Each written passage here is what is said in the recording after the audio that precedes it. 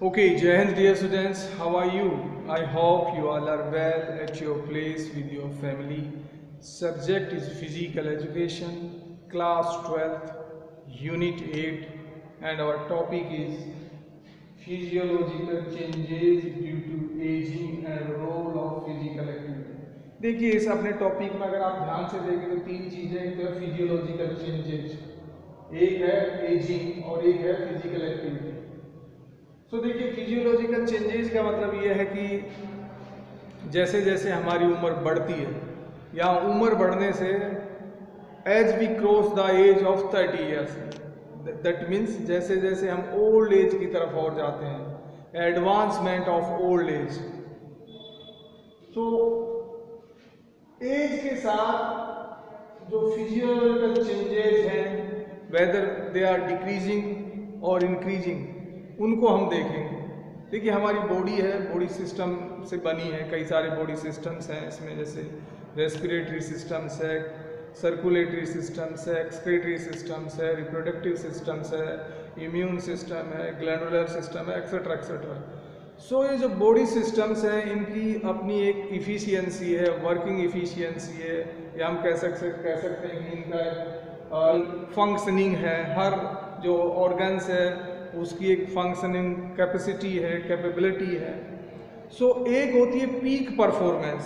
सो peak performance means हमारी जो peak performance है that is somewhere like between 20 to 30, रफली we can say as per our book.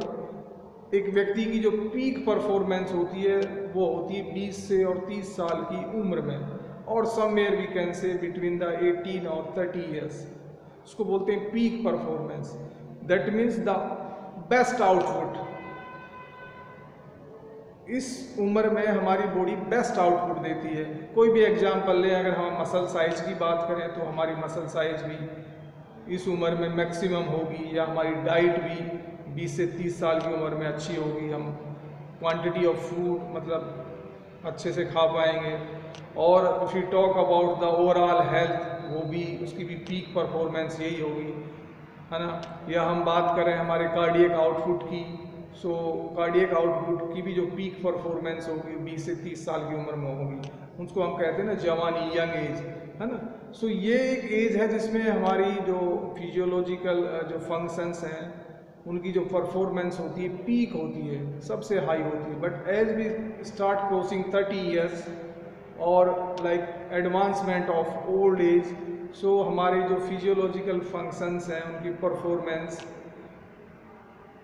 Comparing to the 20 और 30 साल की बजाय कम होती जाती है, डिक्रीजेज हो जाती है। दे आर हमारी जो ओवरऑल हेल्थ है वो भी डिक्रीज होती है, हमारा फिटनेस लेवल है वो भी डिक्रीजेज होता है, मसल्स की साइज़ भी डिक्रीजेज होती है, जो हमारी कोऑर्डिनेटिव एबिलिटी है वो भी डिक्रीजेज होती है, हमारी स्पीड और या एंडोरेंस या स्ट्रेंथ ये भी डिक्रीजेज होती हैं। और सो बहुत सारे फैक्टर्स हैं, उनको हम देखेंगे कि कंक्लूजन ये निकलता है कि एडवांसमेंट ऑफ एज जो हमारी फिजियोलॉजिकल फंक्शंस हैं उनकी जो परफॉर्मेंस है डिक्रीजेज होती है ना। ओके, कुछ चीज़ें इंक्रीज होती हैं, जैसे हमारा blood pressure advancement of age के साथ इंक्रीजेज हो रहा है, ठीक है। सो कुल मिला के यू अंडरस्टैंड कि what I want to tell you कि हमारी जो ओवरऑल परफॉर्मेंस है, ओवरऑल जो फिटनेस लेवल है, ओवरऑल जो हेल्थ है वो decreases with the advancement of age. लेकिन अगर हम रेगुलर एक्सरसाइजेज करते हैं तो उनके साथ we have a good link, that means we are able to maintain the things somehow, है ना। Means physical exercise are always beneficial.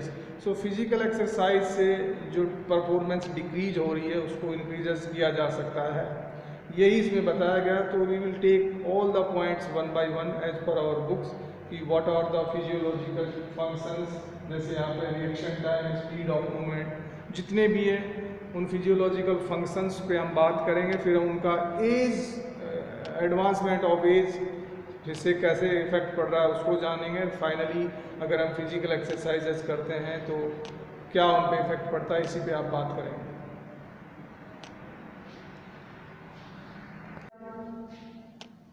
सबसे पहला है, so here in this chart you can see Here I written the heading physiological functions which are under this, and here changes due to age की जो physiological function है as के साथ whether they are increasing or decreasing. And here I written regular exercise effect. That means if you are doing exercise, so what are the effects? So the first physiological function is muscle size. हमारी muscles की जो size होती है changes due to age. So age के साथ now we are talking, please understand, age का मेरा मतलब ये नहीं कि आई एम टॉकिंग अबाउट 15 साल या 20 साल के बीच में. I am talking with the advancement of age, that is old age, and specially I am talking after 30 or 35 years. So changes due to the age, the muscle sizes decreases. We all know कि भी muscles की size decrease हो जाती है. किसी व्यक्ति को यदि आपने 30 ईयर्स से 25 साल की उम्र में देखा है, और अगर आप उसको 45 या 50 या 60 ईयर्स में देख रहे हैं, तो definitely you want find that much size of muscles जो उसकी 25 या 30 साल में थी. ओनली थिंग वो क्या चीज़ें हम देखते हैं.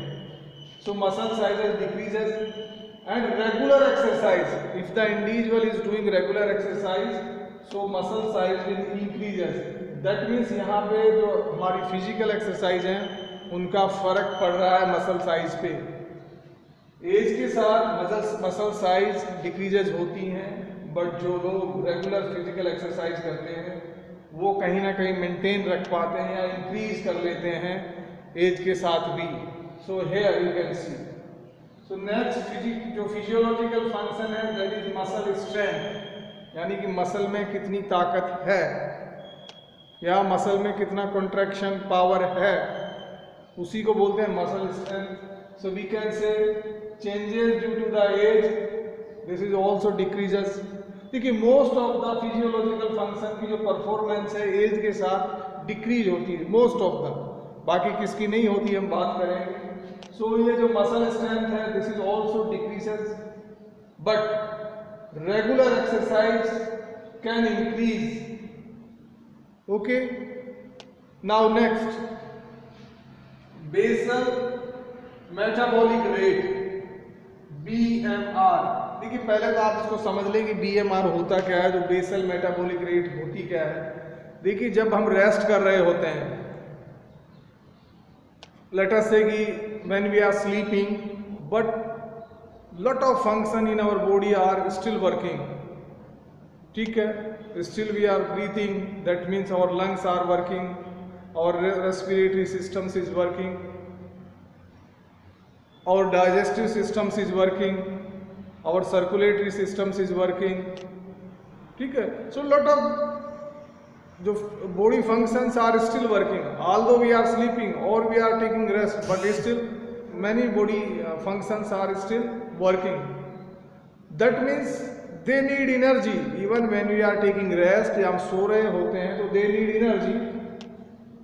Okay, still they need the energy, and that energy during the rest period is called the basal metabolic rate, BMR. उसी को बोलते हैं basal metabolic rate, BMR.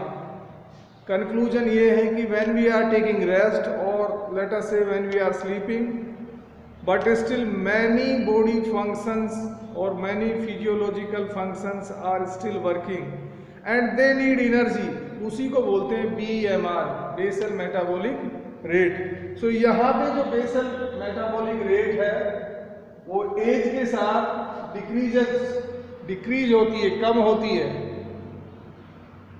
And उसका डिक्रीज होना हमारी सेहत के लिए ठीक नहीं है. BMR का डिक्रीज होना हमारी सेहत के लिए ठीक नहीं है. So someone is doing regular exercise, उसके केस में इंक्रीजेज होगा. सो रेगुलर एक्सरसाइज का जो यहाँ पे इफेक्ट पड़ रहा है वो उसको इंक्रीज करता है. ठीक है, नेक्स्ट ओवरऑल हार्ट रेट. देखिए एक हार्ट रेट होती है, सो हार्ट रेट भी हमारी एज के साथ डिक्रीज होती है, कम होती चली जाती है. and we are talking about the overall heart rate, but regular exercise का इफेक्ट पड़ता है and regular exercises are helpful to increase the overall heart rate. Understood? बहुत सिंपल है. नेक्स्ट है कार्डियक मसल स्ट्रेंथ. देखिए हमारा हार्ट है, it's also made by the muscles, जिनको हम कार्डियक मसल्स कहते हैं. सो जितना हमारा कार्डियक मसल्स स्ट्रांग होगा उतना ही हमारा हार्ट हेल्थी होगा. Is it? If you remember, we talked in our previous classes that there are three types of muscles in our body. Initially, we can divide it into two parts: voluntary muscles and involuntary muscles. ठीक है? So voluntary muscles में हमारी जो skeletal muscles आती है, involuntary muscles में हमारी जो smooth muscles आती है और cardiac muscles आती हैं. ठीक है? So ये जो cardiac muscles हैं, ये जितनी स्ट्रांग होंगी हमारा हार्ट हेल्थी रहेगा. ठीक है? सो इन पे जो कार्डियक मसल्स की जो स्ट्रेंथ है ये भी एज के साथ डिक्रीजेस हो जाती है, लेकिन रेगुलर एक्सरसाइज के केस में ये इंक्रीजेस होती है. दैट मीन्स रेगुलर एक्सरसाइज करेंगे तो that is help to increase the cardiac muscles strength. Next, maximum cardiac output and stroke volume. देखिए एक होता है cardiac output and stroke volume, जिसको हमने प्रीवियस क्लासेस में देखा है. Cardiac output and stroke volume. पहले स्ट्रोक वॉल्यूम को देखते हैं. देखो स्ट्रोक वॉल्यूम का मतलब है कि हार्ट जब वन टाइम पंप करता है तो जो वन टाइम पंप करने में हार्ट जितना ब्लड पंप आउट करता है उसी को बोलते हैं stroke volume, stroke volume of the heart. And जो कार्डियक आउटपुट है उसको 1 मिनट में कैलकुलेशन किया जाता है कि 1 मिनट में हार्ट कितना ब्लड पंप करता है, उसी को कहते हैं cardiac output. So cardiac output is measured how stroke volume into heart rate, stroke volume into heart rate. Okay, so if you multiply both the things we will get the cardiac output. इसको हमने पहले already देख लिया है but मैं just revise कर रहा हूँ बेसिक्स. सो जो अपना कार्डियक आउटपुट है एंड स्ट्रोक वॉल्यूम है, ये दोनों के दोनों एज के साथ, एडवांस एज जब होती है 30 साल के ऊपर या ओल्ड एज की कंडीशन में डिक्रीजेज होते हैं, लेकिन रेगुलर एक्सरसाइज के केस में ये इंक्रीजेज होंगे. दैट मीन्स रेगुलर एक्सरसाइज का इन पे हेल्थी इफेक्ट पड़ता है, अच्छा इफेक्ट पड़ता है. ठीक है? Next, elasticity of blood vessels. देखिए हमारी बॉडी में ब्लड वेसल्स हैं जो अपनी सर्कुलेटरी जो सिस्टम है उसका पार्ट है. जैसे ब्लड वेसल्स, हार्ट, ये सब अपना सर्कुलेटरी सिस्टम्स के पार्ट हैं. इनमें इलास्टिसिटी होती है, no doubt, we have already studies about this. इनकी जो इलास्टिसिटी है वो एज के साथ डिक्रीज होती चली जाती है. It's decreases with the advancement of age. But जो लोग रेगुलर एक्सरसाइज करते हैं they are like helping to increases the elasticity of blood vessels.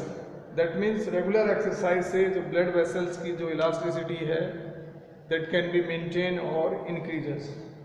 Next, blood pressure, जिसको हम BP कहते हैं, blood pressure. ठीक है?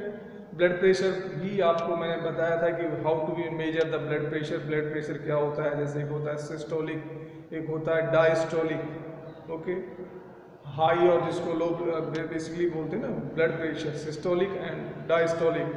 आई ऑल्सो डिस्कस विद यू कि कैसे बीपी को मेजर किया जाता है. Even you and we can measure. Okay, so blood pressure भी अपनी एज के साथ, ब्लड प्रेशर के केस में क्या है, एज के साथ ब्लड प्रेशर बढ़ता है. यहाँ पे ये रिवर्स है, बाकी सब डिक्रीजेज होते हैं. लेकिन हमारा जो ब्लड प्रेशर है, जैसे जैसे हमारी एज एडवांसमेंट होती है 30 साल के बाद, बीपी हमारा स्लाइटली बढ़ता जाता है. यानी कि जो रेंज बीपी की हमारी 20 या 25 ईयर्स में थी, 40 और 45 ईयर्स में थोड़ा सा इंक्रीज हो जाएगा. नॉर्मल जो बीपी रेंज होती है वो होती है हमारी 120/80, है ना. सिस्टोलिक होना चाहिए हमारा 120 एंड डायस्टोलिक होना चाहिए हमारा 80. ओके, बट जैसे जैसे एज बढ़ती है दोनों ही सिस्टोलिक एंड डायस्टोलिक दोनों ही बीपी स्लाइटली बढ़ते जाते हैं. दैट मीन्स अगर एज 40 और 50 के समवेयर है तो ये जो बीपी है like it can go up to 145 something like 90. It's depend upon individual to individual. That means the BP increases with the advancement of age. But regular physical exercise अगर कोई कर रहा है तो वो decreases. That means यहाँ भी physical exercise से BP को maintain किया जा सकता है कि regular physical exercise से BP को age के साथ भी decreases किया जा सकता है. Next हम देखते हैं chest expansion, यानी कि हमें हमारी छाती का फुलाव, chest expansion. आपने कई बार सुना होगा या देखा होगा कि कई बार जो लोग रिक्रूटमेंट के लिए जाते हैं स्पेशली डिफेंस में, तो वहाँ उनकी चेस्ट का पहले नॉर्मल रेंज लिया जाता है, उसके बाद चेस्ट को फुलाने के लिए, एक्सपेंड करने के लिए कहा जाता है ना, कि बच्चे चेस्ट का जो एक्सपेंशन उनका कितना है. तो मिनिमम वो एक रेंज सेट करते हैं कि 5 सेंटीमीटर या 10 सेंटीमीटर एक्सपेंड होना चाहिए.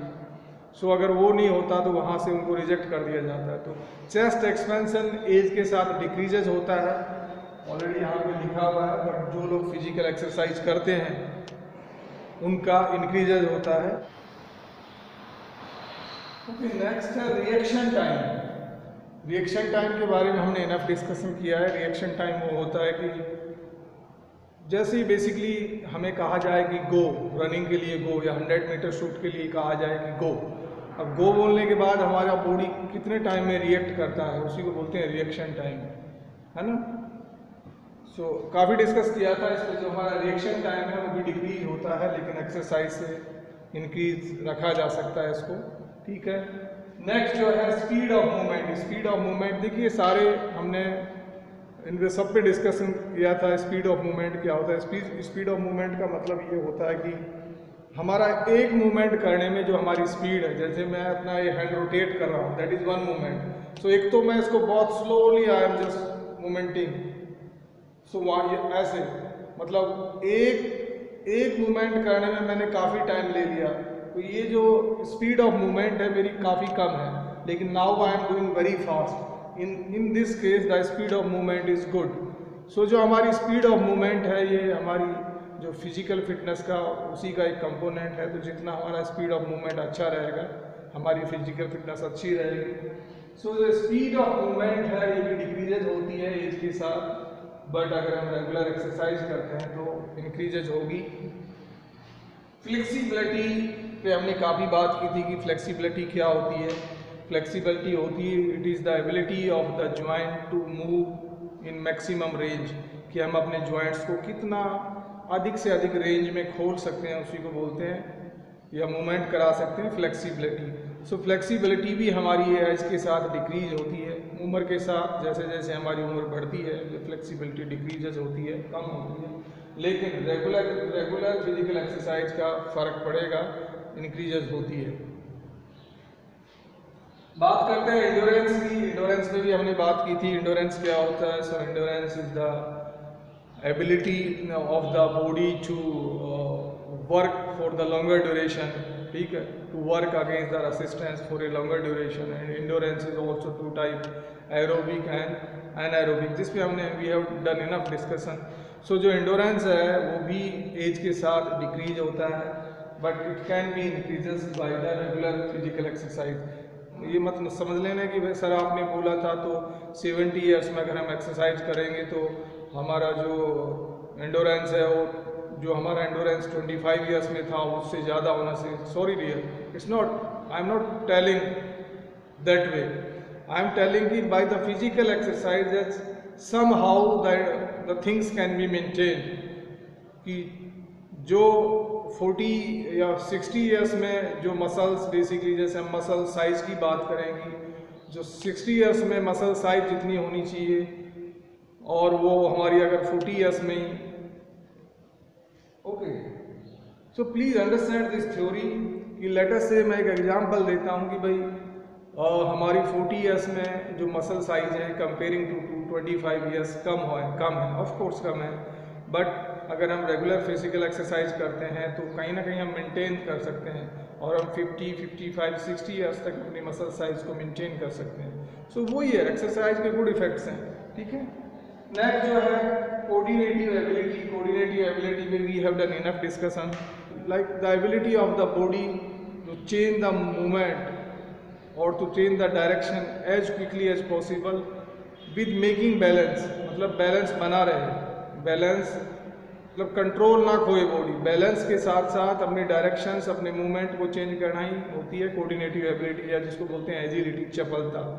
Okay, so coordinative ability also decreases with the advancement of age, but it can be increases by the regular physical exercises. Next आती है overall health. Yes, of course हमारी जो ओवरऑल हेल्थ है वो भी decrease होती है एडवांसमेंट ऑफ एज के साथ. उसी को तो बोलते हैं ना यंग और old.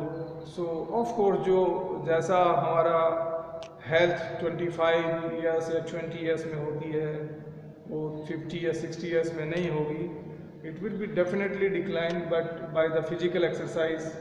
So overall health can also be increases. Okay, next है physical fitness. So physical fitness is also decreases with the advancement of age, but regular exercise का जो इफेक्ट पड़ता है वो increases. ठीक है, फिजिकल फिटनेस हमारा सब्जेक्ट ही physical education है कि इसका जो एक जो मोटो है, वन मोटो, वो ये है कि we have to maintain our physical fitness in our day to day life. And specially जो आजकल जैसे जैसे बोलते हैं ना दुनिया आगे बढ़ रही है, द थ्रेट्स आर मोर. हमारी फिजिकल फिटनेस, हमारी फिजिकल हेल्थ को थ्रेट्स ज़्यादा है ना, मुश्किलें ज़्यादा आ रही है. सो इन मुश्किलों का सामना करते हुए we have to maintain the physical fitness, है ना. So we have to do the hard work for that. We have to get some kind of habit. हमें हैबिट में लानी होंगी चीज़ें, जो रेगुलर एक्सरसाइज करना होगा, डिसिप्लिन से रहना पड़ेगा, डाइट अच्छी लेनी होगी. सो यहाँ पे बताया गया है कि जो फिजिकल फिटनेस है वो भी एडवांसमेंट ऑफ एज के साथ डिक्रीजेस होती है, बट जो फिजिकल रेगुलर एक्सरसाइज का जो इफेक्ट है उस पर इंक्रीजेस होता है. नेक्स्ट है हेल्थ प्रॉब्लम्स. हेल्थ प्रॉब्लम का मतलब है कि जितनी भी हेल्थ रिलेटेड प्रॉब्लम्स हैं, डिजीजेस हैं, इन्फेक्शंस हैं, पेन्स हैं, जॉइंट पेन्स हैं, ऑल जितने भी फिजियोलॉजिकल फंक्शंस हैं, ऑफ कोर्स जब उनकी परफॉर्मेंस डिक्रीजेस हो रही है, सो health problem also like increases. हमने देखा होगा कि जैसे जैसे उम्र बढ़ती है लोगों की, उनमें तरह तरह की हेल्थ प्रॉब्लम्स आ जाती हैं. कई मेजर डिजीजेज हो जाती हैं, कई बार माइनर डिजीजेज हो जाती हैं. सो ऑफ कोर्स जो हेल्थ प्रॉब्लम्स हैं they increases with the advancement of the age, because this is a machine. अब जैसे जैसे मशीन ओल्ड होगी तो हेल्थ प्रॉब्लम बढ़ेंगी. But thing is that if you are doing regular exercise, that can be like somehow we can avoid certain health problems. तो यहाँ पे भी जो health problems हैं एज के साथ बढ़ेंगी, but regular exercise का जो इफेक्ट होगा वो डिक्रीजेस होगा. ठीक है, जो रेगुलर एक्सरसाइज हम करेंगे तो हेल्थ प्रॉब्लम्स को वो डिक्रीज करेगा. एंड फाइनली हमारी डाइट. तो डाइट के बारे में हमने बताया था कि होती है डाइट, एक होती है बैलेंस डाइट. तो diet means the food we eat is known as diet. Balance diet वो होती है कि जो जिस फूड में हम जो भी अपने मैक्रोन्यूट्रिएंट्स हैं, माइक्रोन्यूट्रिएंट्स हैं, उनको अपना जो उनका एज पर देयर रेशियो हम खा रहे होते हैं, तो उनको बोलते हैं बैलेंस डाइट. ठीक है, सो डाइट भी हमारी एडवांसमेंट ऑफ एज के साथ it decreases, but by the regular physical exercise it can also increases. So देखा कि हमने कुछ body functions हैं, most of the body functions are decreases with the advancement of this thing age. So that can be increases by the physical exercise. कुछ जो body functions हैं वो increase होते हैं, जैसे blood pressure ये age के साथ increase होता है. जो हमारी health problems है वो भी increase होती हैं age के साथ. So अगर हम physical exercise करेंगे तो उनको decreases कर सकते हैं. So the conclusion of the story is that physical exercises are very good for the body, whether we are at the age of 20 years और हमारी उम्र 40 के हो गए, और 60 years, 70, 80 years, whatever our age is just a number. Age is nothing and we have to keep continue our physical exercises. हमें अपनी physical fitness को बनाए रखना है, फिजिकल हेल्थ को बनाए रखना है. जो हमारी एक्टिविटीज़ हैं फिजिकल फिटनेस वाली हमें रेगुलरली करनी है. Regularly in sense, yes, of course, you can take 1 or 2 days rest in a week, but you must do the physical exercise just to maintain your physiological function. Again, I am telling, age is just a number. Age आपको कभी ये नहीं बोलती कि अब आप 50 के हो गए, 60 के हो गए, 70 के हो गए तो आपको एक्सरसाइज स्टॉप कर देनी नहीं चाहिए. You can do minor modification in your exercises. Like if you are doing gym कर रहे हैं तो ठीक है, जितना वेट आप 25 साल या 30 साल में उठा रहे तो ऑफकोर्स जब आपकी उम्र 60 साल होगी तो उतना वेट आप नेचुरली आप उठा नहीं पाएंगे. बट एटलीस्ट आप जाएं जिम में. आज भी आप बेंच प्रेस करें, आप 25 साल के में भी कर रहे थे, ठीक है, अब थोड़ा सा कम वेट उठा लें, doesn't make any big difference, but आपको जाना है. So exercise is always good, whether आप 20 के हैं 60 के हैं. So don't give up, keep continue.